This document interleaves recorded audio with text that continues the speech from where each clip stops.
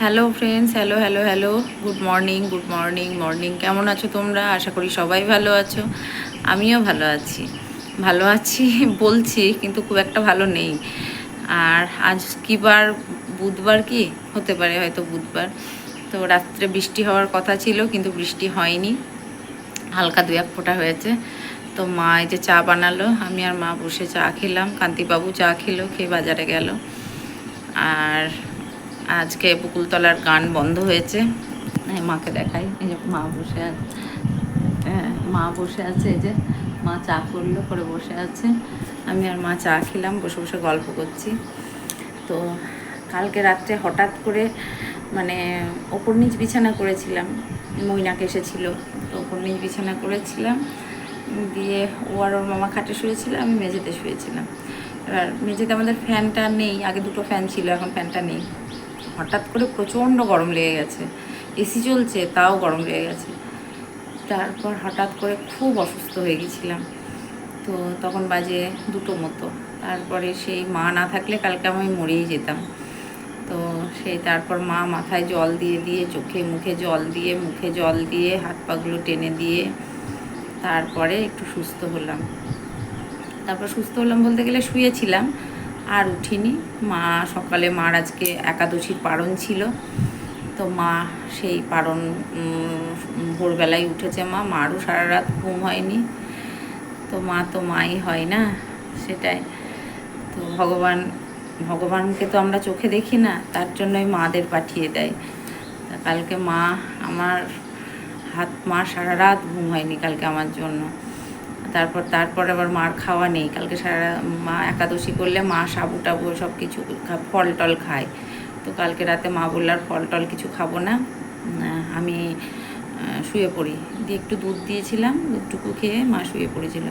মা আবার ভোরবেলা উঠে, আমার 5টার সময় পারণ ছিল, মা উঠে পুজো করলো, কাজ মাছ সেরেছে, সেরে পুজো করলো। আমি ওকে উঠে চা দিল, একটু খেলাম। আমাকে দেখে বুঝতে পারছো কেমন অবস্থা। অন্য দিন তোমাদের সামনে প্রচুর এনার্জি নিয়ে আসি, আজকে এনার্জি ল্যাক করছে। কালকে বারবার আমার ভিডিওতে বলেছি, গরমের জন্য আমার শরীরটা ভীষণ খারাপ করছে, ভীষণ খারাপ করছে। তো রাত্রে হঠাৎ করে শুধু মনে হচ্ছিল, মা যদি আমি মরে যাই, যদি মরে যাই তাহলে আমার ছেলেকে তো আমি আর দেখতে পাবো না, আমার ছেলেকে তো আর দেখতে পাবো না, এটাই বারবার হচ্ছিল। তো বলে না, ঈশ্বর আছেন, মাই তো ঈশ্বর। মার যার জন্য মা ছিল বলে সত্যি মা মাথায় জল দিয়ে দিয়ে, জল দিয়ে দিয়ে এখনও সেই শরীরটা খুব একটা ভালো নেই। তো আজকে তো আমাদের বকুলতলার মহোৎসব আছে, তো আমি তো যেতে পারবো না। মিষ্টি কেনা হয়েছে, যেগুলো কেনা হয়েছে কান্তিবাবুকে দিয়ে বললাম তুমি পাঠিয়ে দাও, তুমি দিয়ে এসো পুজোটা, আমি বাড়িতেই থাকবো, যেতে পারবো না। ভীষণ শরীর খারাপ, অসুস্থ। ইচ্ছা ছিল যাওয়ার, কিন্তু আর যেতে পারবো না। প্রতি বছরই যাই, কিন্তু এবছর আর যেতে পারবো না, শরীরের অবস্থা ভীষণ খারাপ। তো তোমাদের সাথে প্রতিদিন মর্নিংটা স্টার্ট করি, আজকে না করলে কেমন হয়, তার জন্য স্টার্ট করলাম। তো চলো, রান্নাবাড়ি আজকেও নিরামিষ, কি হবে দেখি। বিউলির ডাল করব, যদি করি ভাজা কলাইয়ের ডাল করলে ভাজা কলাইয়ের ডাল করবো, আর না করলে বিউলির ডাল করব। আর আলু পোস্ত করবো, চাল কুমড়োর তরকারি। কালকে শাক আছে, পটল ভাজা আছে, মটরের ডালও একটু রয়েছে, একটু সয়াবিনের তরকারি রয়েছে। তো চলো দেখি কি করি, যাই করি, যেটুকুই করি তোমাদের দেখাবো, তোমাদের সঙ্গে নিয়েই তো আমার পথ চলা। তো চলো, যারা দেখছো আমার ভিডিওটা, প্লিজ একটু লাইক করো, একটু কমেন্টস করো, একটু পাশে থেকো, সঙ্গে থেকো। তোমরা তো আমার পরিবারের সদস্য, সুখ দুঃখ হাসি কান্না সব কিছুই তোমাদের সাথে শেয়ার করি। তাই এই অসুস্থতার মধ্যেও তোমাদের সাথেই শেয়ার করলাম। আমি তোমাদের বলেছি না যে আমি প্রথম থেকেই আমি খুব কথা বলি, তোমাদের সাথেই যেটুকু কথা বলার তোমাদের সাথেই বলি। তো তোমরা আমার পরিবারের সদস্য, তোমাদেরকে থেকে তো কোনো কিছু লুকানো যায় না, কোনো কিছু গোপন করাও যায় না। তাই সকালে উঠে ক্যামেরাটা হাতে নিয়ে বসেছি তোমাদের সাথে গল্প করতে। আর আমি আর মা বসে বসে কথা বলছি। এবার রান্না বসাবো, 8:30 বাজে। তো চলো দেখতে থাকো, কি করি না করি, আপডেট অবশ্যই দেব। আর বকুলতলায় যাওয়ার কথা ছিল, তো বকুলতলাতে তো আমি আর যেতে পারলাম না। ওই দেখো ঘরের মেঝেতে বিছানা রয়েছে, ওগুলো তুলতে হবে। মার পুজো দেওয়া হয়ে গেছে। চলো সঙ্গে থাকো, দেখো, একটু সাপোর্ট করো, একটু ভালোবাসা দিও। তোমাদের ভালোবাসাতে যেন আমি অনেকটা পথ এগিয়ে যেতে পারি। প্লিজ যারা যে যেখান থেকে দেখছো একটু কমেন্টস করো, একটু লাইক করো, একটু সাবস্ক্রাইব করো যারা নতুন দেখছো।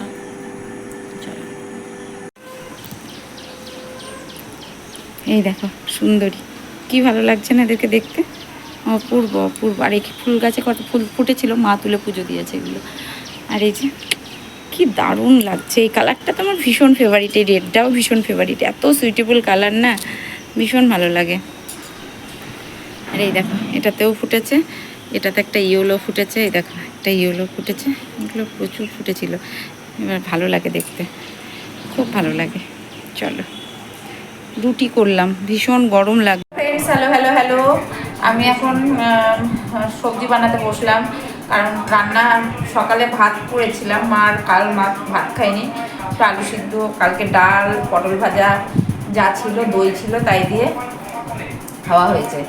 আর কান্তিবাবু রুটি করেছিলাম, আর আমার শরীর ভীষণ খারাপ ছিল, যার জন্য আমি আর পুজো দিতে পারিনি আজকে। সকালে কান্তিবাবুকে দিয়ে পাঠিয়ে দিয়েছিলাম, আমি স্নান মানে গা ধুয়ে ঠাকুর প্রণাম করে একটু ভাত খেয়েছি। আর দুপুরবেলার এই আলু কাটছি, আলু পোস্ত করবো। আর মা ওদিকে শুয়ে আছে, গীতা পাঠ শুনছে। মা কালকে রাত্রে ঘুম হয়নি আমার জন্য, আমার শরীর খারাপ ছিল, যার জন্য মা সারা রাত ঘুমাতে পারিনি, আগেই বললাম। তো ভাত হয়ে গেছে, আর এখন চাল কুমড়োটা বসাবো। মা বলছে বেশি কিছু করতে হবে না,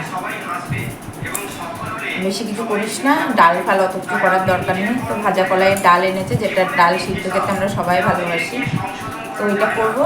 আর আলু ঝিঙে পোস্ত করবো, আলু ঝিঙে পটল পোস্ত করবো, আর চাল কুমড়োর ঘন্ট করবো। এই সিম্পল, বেশি কিছু করবো না। মা বলছে বেশি কিছু করতে হবে না, আজকেও নিরামিষ, ধরো চললো। এখন তো নিরামিষ প্রতিদিনই খেতে হচ্ছে, তো কি আর করা যাবে। তো এই সবজিটা বানিয়ে নিয়ে রান্নাটা বসাবো। রান্নার পোস্তটা বানাবো, পেটে বসিয়ে দেবো পোস্তটা একদিকে, আর দিকে চাল কুমড়ো, দুই দিকে দুটো বসিয়ে দিয়ে চলে আসবো ঘরে। কারণ মা সব কাজ সেরেছে সকালে, ঘর ঝাড় দেওয়া থেকে শুরু করে, গেট ধোয়া থেকে শুরু করে, আজ আমাকে কিচ্ছু করতে হয়নি, সব মা করে দিয়েছে। আমার শরীরটা ভালো নেই বললাম না, রাত্রে খুব কষ্ট হয়েছে, যার জন্য মা সকালে উঠে সব কাজ করে দিয়েছে, আমাকে কিচ্ছু করতে হয়নি আজকে। আলুটা কেটে নিই। আর আজকে আমাদের এখানে অনুষ্ঠান, মহোৎসব, প্রচুর লোকের ভিড়, প্রচুর আর মানে সমাগম। এই এত ভিড়ে গেলে, আমার তো শরীরটা ভালো নেই, একদমই ভালো নেই, এত ভিড়ে গেলে না বন্ধু আমি অসুস্থ হয়ে যাব, যার জন্য আজকে আমি আর যেতে পারিনি। বাড়ি থেকেও সবাই বারণ করেছে, বিশেষ করে কান্তিবাবু বারণ করেছে যে তাই যেতে হবে না এত ভিড়ে, প্রসাদটা দিয়ে দেবে, আমাকে রেস্ট করতে বলেছে। আর কালকে রাত্রে মনে হচ্ছিলো যেন আমি নিজেই স্ট্রোক হয়ে মরে যাবো, এত গরম লাগছিল, মানে এত শরীরে অসুস্থ হয়ে গেছিলো। শুধু মনে হচ্ছিলো যা, যদি আমি মরে যাই আমার ছেলেকে তো দেখতে পাবো না, আমার ছেলে তো কত দূরে আছে, এইটাই বারবার মনে হচ্ছিল আমার, যা আমার ছেলে তো কত দূরে আছে, যদি আমি মরে যাই তো আমার ছেলে বাবুকে তো দেখতে পাবো না, কারণ আমার বাবু ছাড়া আমার কোনো ইয়েই নাই, অস্তিত্বই নাই। আমার বাবুরও তাই, সব মা, বাবুর সব মা, ও যাই হোক না কেন, ছোট ছোট কথা থেকে শুরু করে আগে আমাকে বলবে, বলার পর ও শান্ত। তো এই চলো আমি সবজিগুলো বানিয়ে নিই, তারপরে তোমাদের দেখাচ্ছি কি রান্না করবো কি না করে নিই। পটল ভাজা, চাল কুমড়োর ঘন্ট হবে আজকেও যেহেতু নিরামিষ। আর এই যে পোস্ত কেটেছি, ঝিঙে আলু পটল, এই পোস্ত এই করব, আর এই পটল ভাজা করব, আর কলাইয়ের ডাল সিদ্ধ করতে দেবো, দেখি কি করি যাই। বন্ধু এদিকে বসিয়েছি পোস্ত, ঝিঙে আলু পোস্ত বসিয়েছি, দেখাই এই যে ভাজতে দিয়েছি, একসাথে দুটো কড়া চাপিয়ে দিয়েছি। এই ঝিঙেগুলো কিন্তু সব জল ফুটে যাবে, এই জলে আলুটা সিদ্ধ হয়ে যাবে। এবার আমি এটাকে কমিয়ে দিয়ে এক ফোঁটাও জল দেবো না, পোস্তটা বাটবো শিলে, কারণ আমি আগেই বলেছি মিক্সিতে আমি ভালো পোস্ত বাটতে পারি না। আমার পোস্ত আর হচ্ছে ওই ওই ওই ওই ওই আর হচ্ছে সর্ষে, এই দুটো জিনিস আমি শিলে ভালো বাটতে পারি না, একটুও জল দেবো না। এবার গ্যাসটা কমিয়ে দেবো, সিদ্ধ হয়ে যাবে। আর এদিকে দেখাই কি বসিয়েছি, কারণ দুটো কড়াতেই বসিয়ে দিয়েছি, ভাত পটল ভাজা এই দুটো আমার হয়ে গেছে। এদিকে ওই ওই ওই চাল কুমড়োর ঘন্ট আর একটু ভাজা কলাইয়ের ডাল। মা বললো ডাল করতে হবে না, সিদ্ধ করবো। তাই আমি ভাবলাম একটু কলাইয়ের ডাল করব আর একটু ইয়ে করবো, পটল ভাজা করবো আর ইয়ে করবো। মা বললো ডাল আর করতে হবে না, ডাল খাবো না। পিজুস যদি খাই কর, তো পিজুস তো খাবে না, পিজুস তো ডাল সিদ্ধটাই ভালোবাসে। আর আমার আজকে জানো তো ভাতটা করে নিয়েছি একবারে, করে নেওয়ার জন্য না, আর ডালটা আমাকে ভাতে দিতে হয়নি, তো ভাবছি প্রেশারে দেবো দিয়ে। তো এটা আস্তে আস্তে হোক, ঢেকে দিলাম। চলো ফোনের ব্যাটারিতে charge. Hello friends, hello hello hello. আমি স্নান করলাম, মা পুজো দিয়ে দিয়েছে, পুজো দেওয়া হয়ে গেছে। এবার আমি হ্যাঁ শিবের মাথায় জল দিচ্ছি। মা শিবের মাথায় জল দিতে ভুলে গেছে, আমি স্নান করে দিলাম। আর মা কেটেছে আম, এই আম খাবো। আমার চোখ মুখের অবস্থা তো দেখে বুঝতে পারছো, শরীরটা ভীষণ খারাপ গরমের জন্য। রান্না হয়ে গেছে আলু পোস্ত, চাল কুমড়োর ঘন্ট, কলাইয়ের ডাল সিদ্ধ, পটল ভাজা, শাক ভাজা। এই হচ্ছে আজকের, মানে ডাল করলাম না, টক দই তো আছেই। তো ভীষণ গরম, গরমে যাই যাই অবস্থা। এখন আমি খাচ্ছি আম, মা নিয়ে এসেছে গাছের আম, খাচ্ছি। পরে ভাত খাবো, এখন খাবো না গরমে। তো এই হচ্ছে ব্যাপার, ভীষণ গরম। আমি এত গরমের জন্য বকুলতলায় যেতে পারিনি।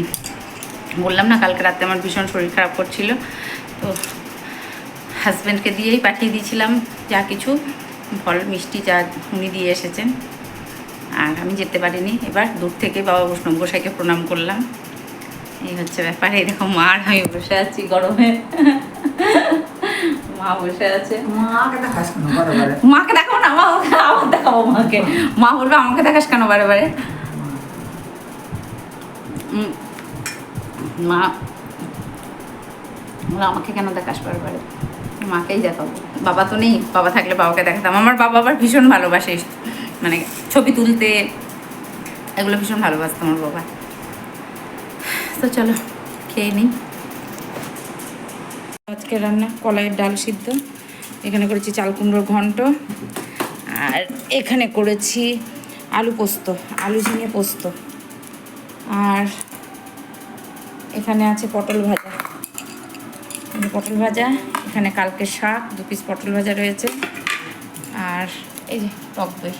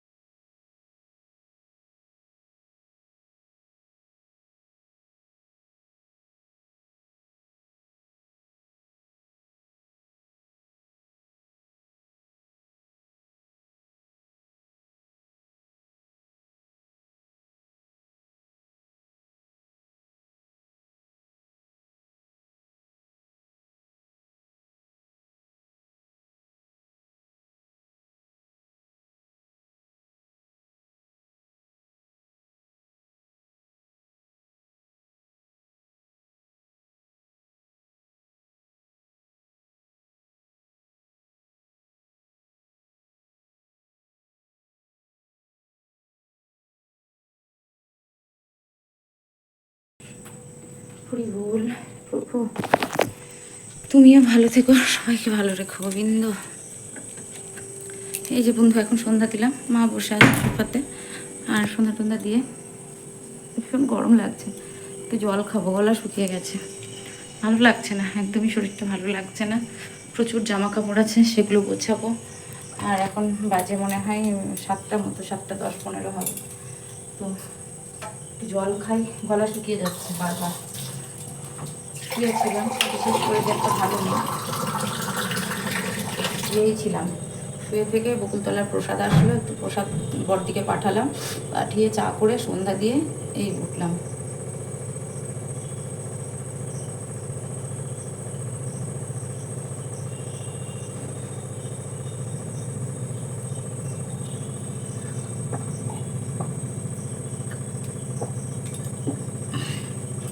তো সন্ধ্যা দিয়ে উঠলাম, এবার ঠাকুরের বাসনগুলো তুলব, তুলে মাকে একটু প্রসাদ দেবো, আমি একটু প্রসাদ মুখে দেবো। আর রাত্রে হবে রুটি, মাও রুটি খাবে, কান্তিবাবু রুটি খাবে।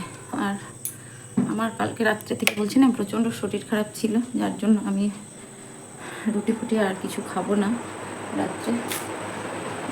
কালকে থেকে আজকে সারাটা দিন শুয়ে বসেই কাটালাম, খুব একটা শরীর ভালো নেই, জুতো পাইনি শরীরে। তো এই সন্ধ্যা টন্ধ্যা দেওয়া হলো, 6:30 বাজে। তার মধ্যে আমার এক বান্ধবী ফোন করেছিল, ওর সাথে একটু কথা বললাম, ভালো লাগলো। ও আমার সুখ দুঃখের সব কথা বোঝে শোনে, ওর সাথে একটু কথা বললাম। আর দেখছি মিঠু ফোন করেছিল 3-4 বার, আর ফোনটা আমার সাইলেন্ট ছিল, বুঝতে পারিনি। এবার মিঠুকে একটু ফোন করবো, ফোন করার পরে রুটিটা করে আবার ঢুকে পড়বো ঘরে। বাইরে হাওয়া দিচ্ছে, বেশ হাওয়া দিচ্ছে, কিন্তু হাওয়া দিলে কিন্তু সেই হাওয়াটা না আমার মনে হচ্ছে যেন গায়ে লাগছে না। হাওয়া দিচ্ছে কিন্তু হাওয়া হচ্ছে, কিন্তু হাওয়াটা কেন জানি না গায়ে লাগছে না, গরম লাগছে। আর আমার তো গরমটা একটু বেশিই লাগে, সবসময়ই গরম লাগে। তোমাদের সকলের যখন শীত লাগে, আমার তখন গরম লাগে। এমনকি আমি শীতকালে কোনো সময় পোশাক আশাক বা সোয়েটার কিছুই পরতে পারি না। এত শীতের মধ্যেও আমি কোনোদিন সোয়েটার বা কান ঢাকা চাদর পরতে পারি না, ভীষণ গরম লাগে, পরতে পারি না, আমার প্রচণ্ড গরম লাগে শরীরে। তো চলো একটু বসি, বসে প্রসাদটা দেবো মাকে, আমি একটু মুখে দেবো, কান্তিবাবুকে একটু দেবো। একটু হাওয়া দিচ্ছে আর বেশ ভালো লাগছে। পূর্ণিমা চাঁদ উঠেছে আর মা এখানে বসে বসে গীতা পাঠ শুনছে, সারাদিনই শোনে ও, যা হয় সারাদিনই শোনে। তো এই হচ্ছে ব্যাপার।